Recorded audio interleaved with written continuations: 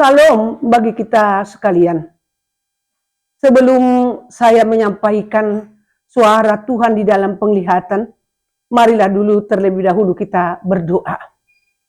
Allah, Bapa, Yesus, dan Roh Kudus, kami sudah hadir di sini, Amang. Kami mau mendengarkan suara Tuhan dan kemarahan Tuhan. Berikanlah kepada kami agar kami bisa berubah dari segala kesalahan kami dan rupa-rupa dosa-dosa kami. Dalam nama Yesus kami berdoa. Amin. Pelayanan mengandalkan kekuasaan. Inilah yang akan kita sampaikan di dalam penglihatan ini.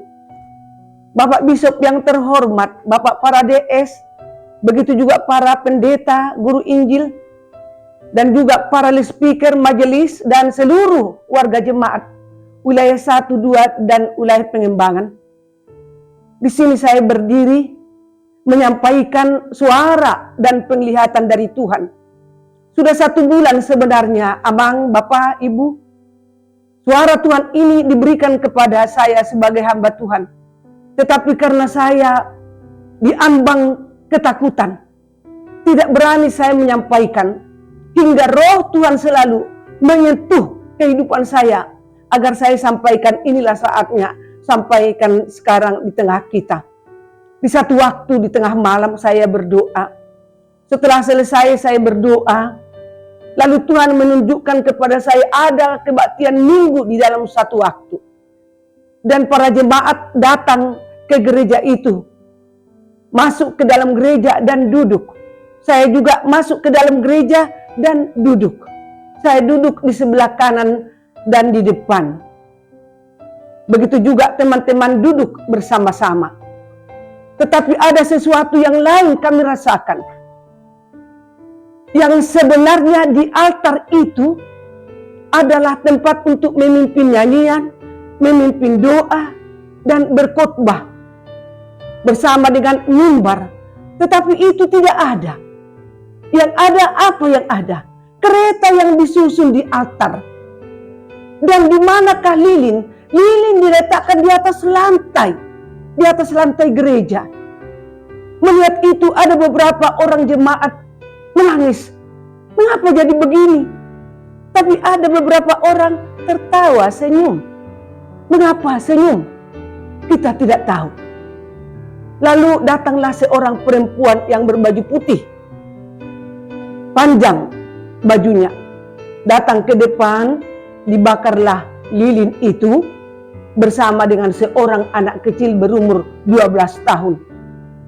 Dalam penuh dengan hati yang sedih, kami mengikutinya, menyaksikannya. Dan kami semuanya bersekutu dan bersiap untuk kebaktian. Pemimpin ibadah berada di gang. Lalu pemimpin ibadah memberikan kepada saya 1 buah buku agenda yang baru dan 1 buah buku agenda yang lama kepada ibu yang di samping saya. Dan setelah itu lalu kami bernyanyi,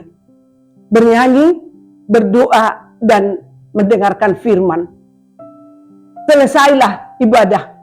Setelah selesai ibadah, saya menunjukkan ketidakbenaran ini dan persetujuan saya dengan keadaan altar yang seperti ini. Lalu saya katakan dengan suara yang kuat, bahasa gak bisa ngomong gereja tahun. Kenapa jadi begini gereja kita? Altar sudah diberikan tempat untuk menyusun kereta dan berpuluh-puluh kereta di depan. Lilin sinar terang di atas lantai. Apakah ini gambaran kehidupan kita sekarang? Mengapa jadi kita seperti ini sekarang? Menangis sebagian para jemaat. Lalu saya melihat ke atas. Setelah saya melihat ke atas, lalu terdengarlah suara itu. Hatahon nani idam. Katakan yang kau lihat. Oh Tuhan, kata saya. Ramun ulauni, katanya Tuhan lagi. Lalu ku jawab, Ido Tuhan ramuddo. Itu kata saya. Dan setelah itu berpulanganlah satu persatu para jemaat. Dan ada yang meneteskan air mata menangis. Tapi ada yang tertawa. Lalu dalam hati kami merasa yang tertawa berarti milik mereka lah kereta itu ya. Itulah mungkin maka tertawa. Yang sebenarnya bukan kereta yang ada di altar, tidak. Tapi itu gambaran daripada kehidupan para warga gereja kita. Gambaran kehidupan yang sudah menggantikan bahwa yang paling diutamakan adalah kuasa. Yang paling diutamakan sekarang kekayaan, kedudukan, kehormatan. Itukah yang dilihat Tuhan sekarang?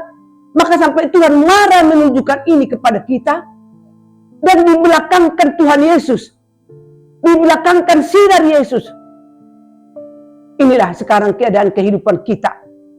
Dan itulah yang dikatakan Tuhan harus saya suarakan. Para pendeta yang baik. Masih banyak.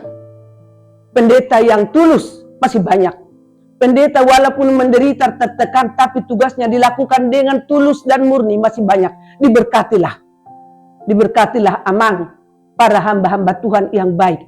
Tapi Tuhan melihat sudah banyak seperti yang mengutamakan kuasa, jabatan, kekayaan itu. Maka Tuhan membuat ini merupakan satu gambaran. Di altar itu sudah disusun kereta. Mari kita lihat para hamba Tuhan, bisop, mantan bisop yang sudah meninggal, mengapa jadi telanjang? Bukan Tuhan tidak menasihatinya, bukan. Tuhan menasihatinya, tapi tidak mau, tidak peduli. Kuasa dunia ini mencekam di dalam hidupnya. Akhirnya kemana jadinya? Akhirnya hukuman adalah telanjang. Apakah nanti ada lagi telanjang-telanjang yang lain yang akan terjadi? Akan terjadi kalau kita ikutkan ini semua. Akan terjadi telanjang-telanjang yang baru. Hati-hati kita, berubah kita. Oleh karena itu, mari kita berubah. Berubah. Kita buat pemujian, kita buat pelayanan yang betul suci, benar. Kristus di atas segala-galanya. Itulah pelayanan yang akan kita lakukan. Itu yang Tuhan mau. Jangan kita berpegang hanya kepada dunia, mengesampingkan Yesus, mengesampingkan sinar terang Yesus karena dunia ini. Sebentar lagi kita mengadakan pemilihan bisop. Mari kita berjalan pada yang benar. Mari kita melakukan yang benar. Yesus di atas segala-galanya. Kita lakukan dan kita praktekkan. Kita imani bahwa Yesuslah yang bekerja agar gereja kita semakin mulia di hadapan Tuhan. Gereja kita semakin mulia di hadapan Tuhan. Kalau kita buat Yesus di atas segala-galanya. Inilah yang bisa saya sampaikan kepada kita. Dan inilah yang harus saya sampaikan, kata Yesus. Makuling maho Tuhan, manangi nangido naposomon. Amin. Ima penglihatan dan suara ni Tuhan nauksahat tuhita saunari. Mari kita terima dan dengan doa. Amin. Amin. Amin.